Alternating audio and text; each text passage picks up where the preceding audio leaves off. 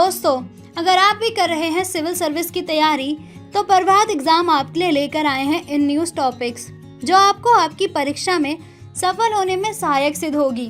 लेकिन उससे पहले अगर आप हमारे YouTube चैनल पर पहली बार आए हैं तो हमारे चैनल को सब्सक्राइब करना ना भूलें।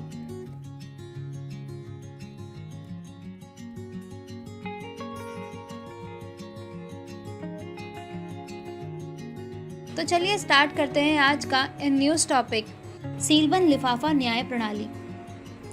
मीडिया वन पर प्रतिबंध संबंधी मामले में सुप्रीम कोर्ट ने सरकारों द्वारा आरोपी या अन्य पक्ष के साथ जानकारी साझा किए बिना सीलबंद लिफाफे में अपराध संकेती दस्तावेज या सामग्री पेश किए जाने की वैधता की जांच करने संबंधी अपने इरादे को फिर से दोहराया है। सीलबंद लिफाफा न्याय प्रणाली का मुद्दा शीर्ष अदालत में जारी सुनवाई के दौरान 15 मार्च केंद्र सरकार द्वारा मीडिया वन पर प्रतिबंध लगाए जाने के संबंध में आंतरिक फाइलों को सीलबंद लिफाफे में दिए जाने की कोशिश किए जाने पर उठा था। क्या है सीलबंद लिफाफा न्याय प्रणाली? यह सर्वोच्च न्यायालय और कभी कभी निचली अदालतों द्वारा इस्तेमाल की जाने वाली एक व्यवस्था है जिसमें अदालत द्वारा सरकारी एजेंसियों से सीलबंद लिफाफों में जानकारी की मांग की जाती है अथवा स्वीकार की जाती है, जिसे केवल न्यायाधीश ही देख सकते हैं। यद्यपि किसी विशिष्ट कानून में सीलबंद लिफाफे के सिद्धांत को परिभाषित नहीं किया गया है, तथापि सुप्रीम कोर्ट को उच्चतम न्यायालय नियमावली के अनुक्रम 13 के नियम 7 और 1872 के भारतीय आक्षेय अधिनियम की धारा 123 से इसका उपयोग करने की शक्ति प्राप्त होती है। क्या है उच्चतम न्यायालय नियमावली के अनुक्रम 13 का नियम 7? उक्त नियम के तहत यह कहा जाता है कि यदि मुख्य न्यायाधीश या अदालत द्वारा किसी जानकारी को सीलबंद लिफाफे में रखने का निर्देश दिया जाता है अथवा इसे गोपनीय प्रकृति का माना जाता है तो किसी भी पक्ष को ऐसी जानकारी की सामग्री तक पहुंच की अनुमति नहीं दी जाएगी। कौन कौन से हैं अपवाद? यदि मुख्य न्यायाधीश स्वयं आदेश देते हैं कि विरोधी पक्ष को इस जानकारी को देखने या एक्सेस करने की अनुमति दी जाए। उच्चतम न्यायालय नियमावली के अनुसार यदि ऐसा माना जाता है कि किसी जानकारी के खुलासा जनता के हित में नहीं है तो ऐसी जानकारी को गोपनीय रखा जा सकता है। भारतीय आक्षेय अधिनियम 1872 की धारा 123। इस कानून के तहत राज्य के मामलों से संबंधित आधिकारिक अप्रकाशित दस्तावेज संरक्षित किए जाएंगे और किसी लोक अधिकारी को ऐसे दस्तावेजों का खुलासा करने के लिए मजबूर नहीं किया जा सकता। गोपनीय या विश्वसनीय तरीके से मांगे जाने के अन्य उदाहरण, जब किसी जानकारी जैसे कि पुलिस केस डायरी में दर्ज विवरण आदि का खुलासा चल रही जांच में बाधा डालता है तो ऐसी जानकारी को सीलबंद लिफाफे में प्रस्तुत किए जाने की मांग की जा सकती है। सीलबंद लिफाफों के पक्ष में तर्क, जब मामला सरकारी गोपनीयता अधिनियम से संबंधित होता है, सरकारी एजेंसी में जनता का विश्वास बनाए रखना, जानकारी का संबंध संवेदनशील अंतर्राष्ट्रीय वार्ताओं या सुरक्षा के संवेदनशील पहलुओं से संबंधित मामले से होने पर, यौन उत्पीड़न या बाल शोषण के शिकार लोगों के बारे में विवरण जो उनके भविष्य के जीवन को प्रभावित कर सकते हैं और गरिमा के साथ जीने के अधिकार को प्रभावित करने वाली अनावश्यक शर्मिंदगी ला सकते हैं। जानकारी का खुलासा कभी कभी चल रही जांच को भी प्रभावित कर सकता है। सीलबंद लिफाफा न्याय प्रणाली के साथ समस्याएं, यह पारदर्शिता और जवाबदेही के सिद्धांतों के खिलाफ है, तर्क वितर्क के दायरे को कम करता है, निष्पक्ष सुनवाई और न्याय निर्णयन में बाधा उत्पन्न करता है, प्रकृति में मनमानी या इच्छाहीन है।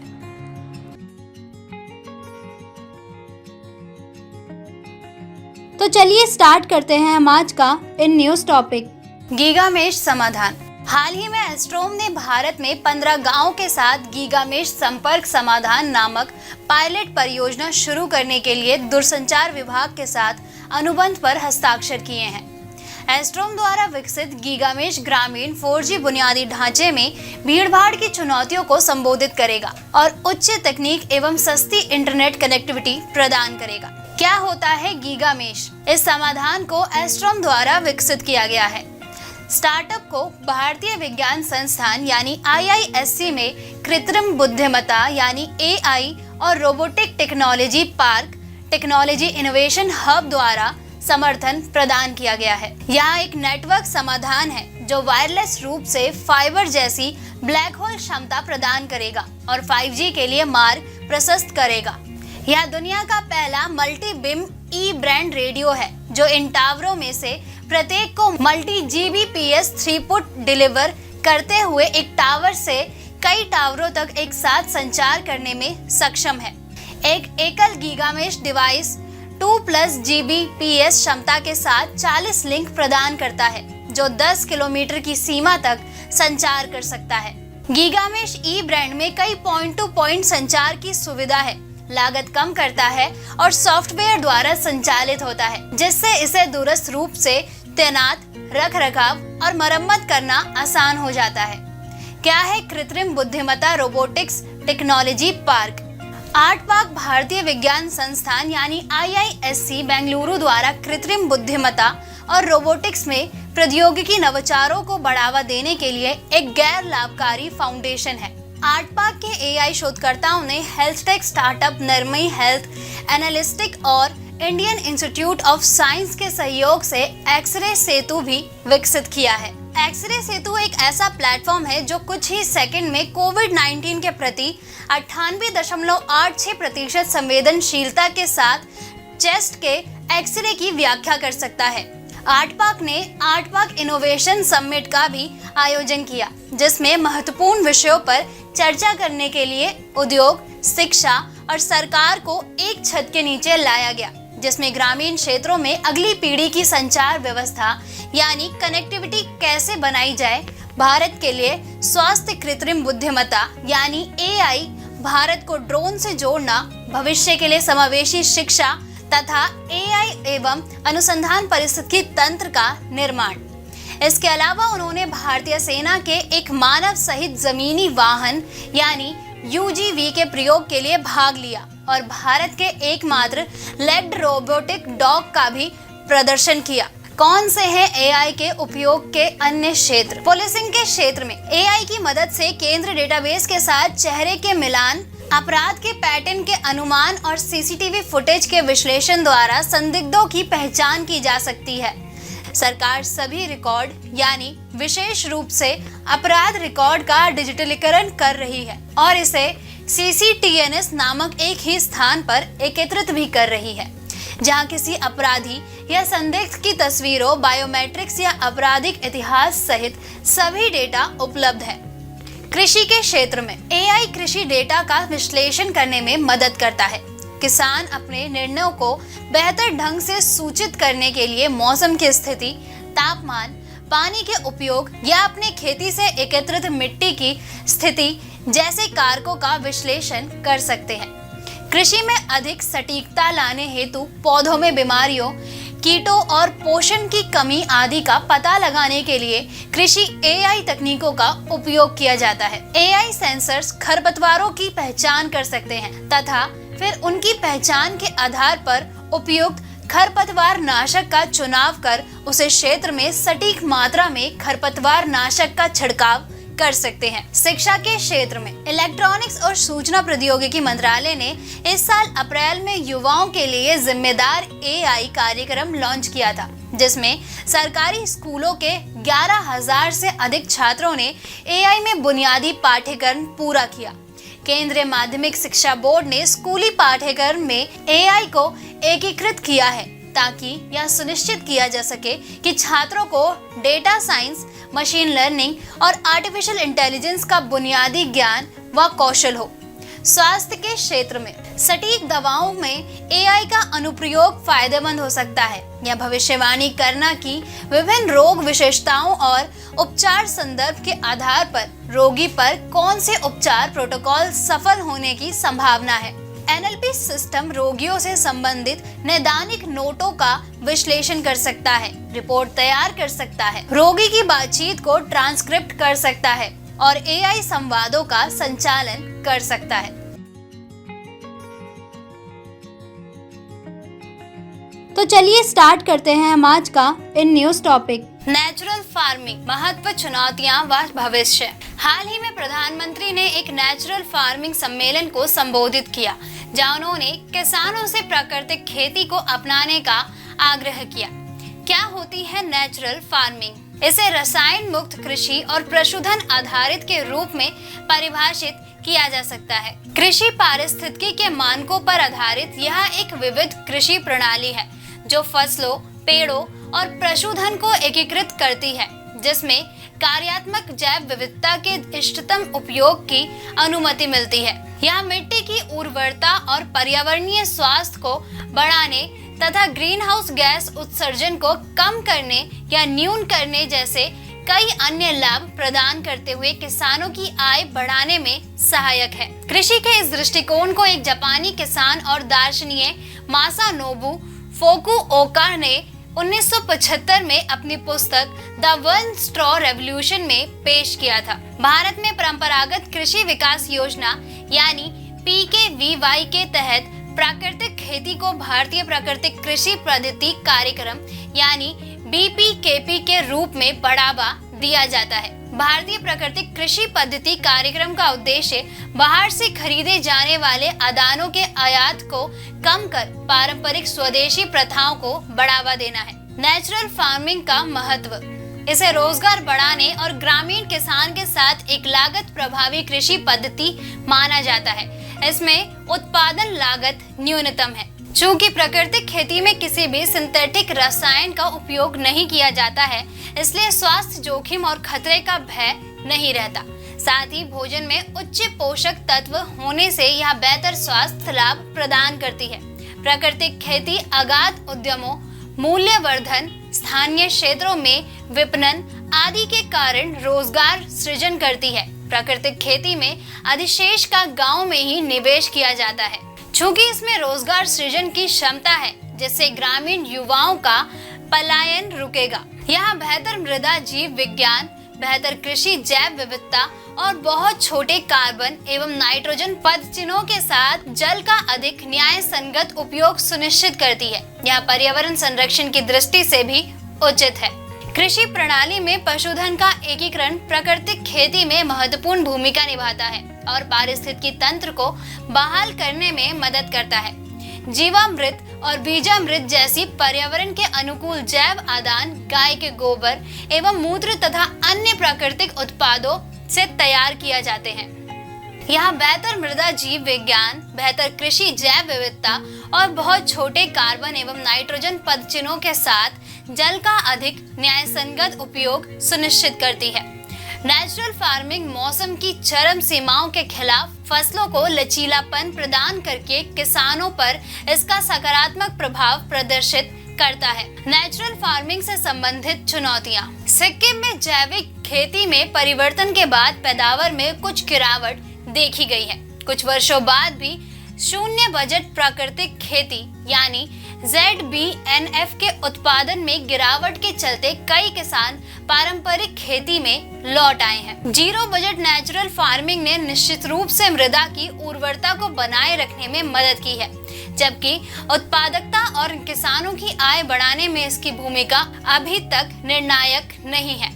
किसान अक्सर आसानी से उपलब्ध प्राकृतिक आदानों की कमी का हवाला देते हैं, जो रसायन मुक्त कृषि में संक्रमण के लिए एक बाधा के रूप में है। प्रत्येक किसान के पास अपना आदान बढ़ाने हेतु समय, धैर्य या श्रम नहीं होता है। नेचर सस्टेनेबिलिटी के एक अध्ययन में कहा गया है कि प्राकृतिक आदानों का पोषण मूल्य कम आदान वाले खेतों यानी कम मात्रा में उर्वरकों और कीटनाशकों का उपयोग करने वाले खेतों में उपयोग किए जाने वाले रासायनिक उर्वरकों के मूल्य के समान है, लेकिन उच्च आदान वाले खेतों में यह कम है। जब इस तरह से पोषक तत्वों की कमी बड़े पैमाने पर होती है तो यह वर्षों में उपज में बाधा उत्पन्न कर सकता है। संभावित रूप से खाद्य सुरक्षा चिंताओं का कारण बन सकता है। नेचुरल फार्मिंग से संबंधित पहले वरानी क्षेत्र विकास यानी RAD, कृषि वानिकी पर उप मिशन यानी SMAF, सतत कृषि पर राष्ट्रीय मिशन यानी NMSA, प्रधानमंत्री कृषि सिंचाई योजना यानी PMKSY, ग्रीन इंडिया योजना क्या है? नेचुरल फार्मिंग का भविष्य। वर्षा संचित क्षेत्र सिंचाई के प्रचलित क्षेत्रों की तुलना में प्रति हेक्टेयर उर्वरकों का केवल 1/3 उपयोग करते हैं। रसायन मुक्त कृषि के लिए आदानों का उत्पादन करने वाले सूक्ष्म उद्यमों को आसानी से उपलब्ध प्राकृतिक आदानों की अनुपलब्धता की चुनौती को दूर करने हेतु सरकार की ओर से सहायता प्रदान की जाएगी। प्राकृतिक खेती को बढ़ावा देने के लिए इन्हें ग्राम स्तरीय इनपुट और बिक्री की दुकानों की स्थापना के साथ जोड़ा जाना चाहिए। सरकार को एक ऐसा पारिस्थितिकी तंत्र की सुविधा प्रदान करनी चाहिए जिसमें किसान संक्रमण काल के समय एक दूसरे से सीखें और एक दूसरे का समर्थन करें। कृषि विश्वविद्यालयों में पाठ्यक्रम विकसित करने के अलावा कृषि विस्तार कार्यकर्ताओं को स्थायी कृषि प्रथाओं पर कौशल बढ़ाने की आवश्यकता है।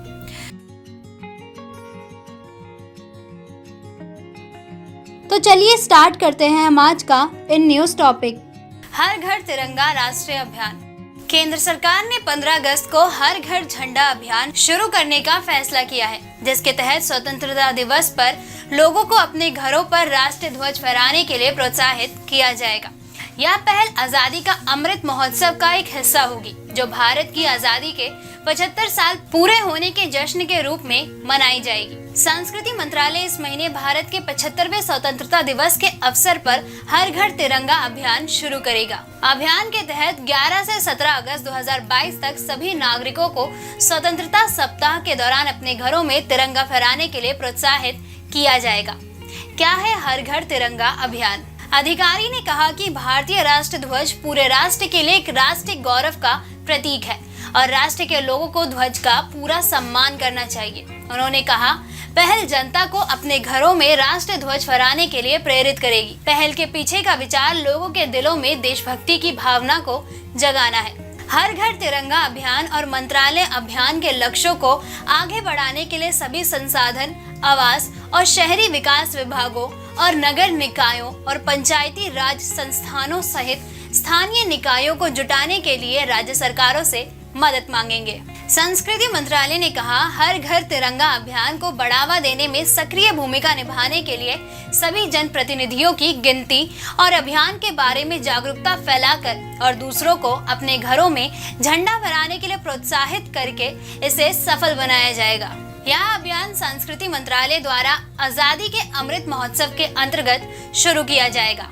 गृह मंत्री अमित शाह ने राष्ट्रीय ध्वज तिरंगे के सम्मान में इस अभियान को स्वीकृति दी है। अभियान का उद्देश्य लोगों में देशभक्ति की भावना को जागृत करना और तिरंगे के प्रति जागरूकता लाना है। क्या है राष्ट्रीय ध्वज आचार संहिता? राष्ट्रीय ध्वज के इस्तेमाल, प्रदर्शन और फहराने के नियम ध्वज आचार संहिता 2002 में बताए गए हैं। यह आचार संहिता 26 जनवरी 2002 को लागू की गई। ध्वज आचार संहिता 2002 ने ध्वज के सम्मान और उसकी गरिमा को बनाए रखते हुए तिरंगे के अप्रतिबंधित प्रदर्शन की अनुमति दी। भारतीय ध्वज संहिता 2002 को 3 भागों में बांटा गया है। पहले भाग में राष्ट्रीय ध्वज का सामान्य विवरण है। दूसरे भाग में जनता, निजी संगठनों, शैक्षिक संस्थानों आदि के सदस्यों द्वारा राष्ट्रीय ध्वज के प्रदर्शन के विषय में बताया गया है। संहिता का तीसरा भाग केंद्र और राज्य सरकारों तथा उनके संगठनों एवं अभिकरणों द्वारा राष्ट्रीय ध्वज फहराने के विषय में जानकारी देता है। इसमें उल्लेख है कि तिरंगे का उपयोग व्यावसायिक उद्देश्यों के लिए नहीं किया जा सकता है। इसके अलावा ध्वज का उपयोग उत्सव के रूप में या किसी भी प्रकार की सजावट के प्रयोजनों के लिए नहीं किया जाना चाहिए। आधिकारिक प्रदर्शन के लिए केवल भारतीय मानक ब्यूरो द्वारा निर्धारित विनिर्देशों के अनुरूप और उसके चिन्ह वाले झंडे का उपयोग किया जा सकता है। तो चलिए स्टार्ट करते हैं हम आज का इन न्यूज टॉपिक। चीन की राह पर चल रहा भारत। 14 साल में घट जाएंगे 2.5 करोड़ युवा, बढ़ जाएगी बुजुर्ग आबादी 5%। भारत तेजी से बूढ़ा हो रहा है। 14 वर्ष बाद यानी 2036 में हर 100 लोगों में से केवल 23 युवा बचेंगे, जबकि 15 लोग बुजुर्ग होंगे। Ministry of statistics and programme implementation की यूथ इन इंडिया 2022 की रिपोर्ट में यह अनुमान लगाया गया है। फिलहाल देश के हर 100 लोगों में से 27 युवा और 10 बुजुर्ग हैं। क्या कहते हैं आंकड़े? 2011 में भारत की आबादी 121.1 करोड़ थी। 2021 में 136.3 करोड़ पहुंच गई। इसमें 27.3% आबादी युवाओं यानी 15 से 29 साल की आयु वालों की थी। इसके मुताबिक भारत दुनिया के सबसे युवा देशों में से एक है। यूथ इन इंडिया 2022 की रिपोर्ट के मुताबिक साल 2036 तक युवाओं की संख्या भी 2.5 करोड़ कम हो जाएगी। फिलहाल देश में युवाओं की आबादी 37.14 करोड़ है, जो 2036 में घटकर यह 34.55 करोड़ हो जाएगी। देश में इन दिनों 10.1% बुजुर्ग है, जो 2036 तक बढ़कर 14.9% हो जाएंगे। राज्य की बात करें तो साल 2011 में युवा आबादी की पीक देखने को मिलती है और इसके बाद इसमें गिरावट शुरू होती है। हालांकि केरल अपवाद है। केरल में पीक 1991 में ही देखने को मिल गया था। तमिलनाडु में भी 2001 की तुलना में 2011 में युवा आबादी में कमी आई और तब से लगातार गिरावट जारी है। बिहार और यूपी में 2021 तक युवा आबादी काफी तेजी से बढ़ी है, लेकिन इसके बाद इसमें कमी आने लगी, जो अब तक जारी है। देखा जाए तो आधे से ज्यादा युवा इन 5 राज्यों बिहार, उत्तर प्रदेश, महाराष्ट्र, मध्य प्रदेश और राजस्थान में है। 2021 की जनसंख्या के मुताबिक सबसे कम युवा आबादी वाले राज्य आंध्र प्रदेश, गुजरात, हिमाचल प्रदेश, कर्नाटक, केरल, महाराष्ट्र, उड़ीसा, पंजाब, तमिलनाडु, तेलंगाना और पश्चिम बंगाल है। वहीं लगभग सभी राज्यों में महिला आबादी का अनुपात युवाओं में पुरुषों के अनुपात से कम है, लेकिन बुजुर्गों में महिला आबादी का अनुपात पुरुष के अनुपात से अधिक है। इस पैटर्न का प्रमुख कारण देश में महिलाओं की औसत आयु यानी लाइफ एक्सपर्टीज का ज्यादा होना है। क्या है युवा आबादी के बुजुर्ग में बदलने का कारण? 2011 से 2036 के बीच फर्टिलिटी रेट कम होने और औसत आयु बढ़ने से देश की डेमोग्राफी में बड़ा बदलाव देखने को मिलेगा। पिछले दशकों के दौरान सरकार ने भी कम उम्र में शादी करने और बच्चे पैदा करने से रोकने के लिए कई स्कीम, मसलन बेटी बचाओ बेटी पढ़ाओ, सुकन्या समृद्धि योजना, मुख्यमंत्री लाडली योजना लॉन्च की। इसका रिजल्ट भी हमारे सामने है। लिटरेसी रेट बढ़ने से भी फर्टिलिटी रेट में कमी आई है। सैंपल रजिस्ट्रेशन रिपोर्ट यानी SRS 2014-18 के अनुसार भारत में जन्म के समय एवरेज लाइफ एक्सपर्टीज 69.4 साल है, यानी ज्यादातर भारतीय 69 साल तक जीते हैं। गांव के लोगों में यह 68 साल है, वहीं शहरी लोगों में यह 72.6 साल है। भारत में महिलाओं की एवरेज लाइफ एक्सपर्टीज 70.7 साल और पुरुषों की 68.2 साल है। देश और लोगों पर क्या होगा असर? रिपोर्ट कहती है कि भविष्य में बुजुर्गों की आबादी ज्यादा होगी। इससे बेहतर स्वास्थ्य सुविधाओं और बुजुर्ग लोगों के लिए वेलफेयर स्कीम की मांग पैदा होगी।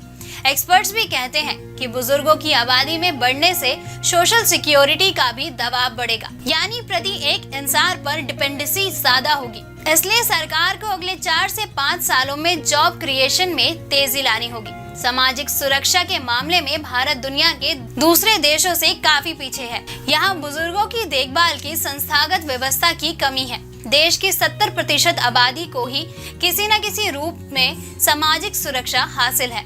बुजुर्ग अगर आर्थिक रूप से किसी पर डिपेंड नहीं होते तो उससे उनकी स्थिति अच्छी होने का पता चलता है। हालांकि देश में सिर्फ 26.3% बुजुर्ग ही वित्तीय तौर पर किसी पर डिपेंड नहीं है, जबकि 20.3% आकांक्षिक तौर पर दूसरों पर डिपेंड है।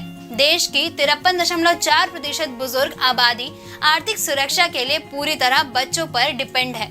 ऐसे में यह बोझ और बढ़ना तय है।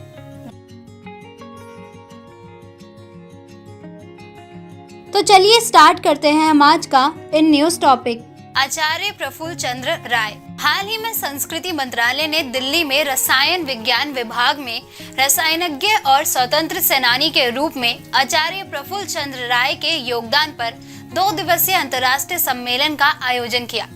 आचार्य प्रफुल्ल चंद्र राय की 161वीं जयंती पर आजादी का अमृत महोत्सव के तहत 2 से 3 अगस्त 2022 को सम्मेलन आयोजित किया जाएगा। रसायन विज्ञान विभाग दिल्ली विश्वविद्यालय के साथ अपना शताब्दी वर्ष मना रहा है और विज्ञान भारती, इंद्रप्रस्थ विज्ञान भारती, नई दिल्ली तथा संस्कृति मंत्रालय, भारत सरकार नई दिल्ली के साथ संयुक्त रूप से इसका आयोजन करेगा।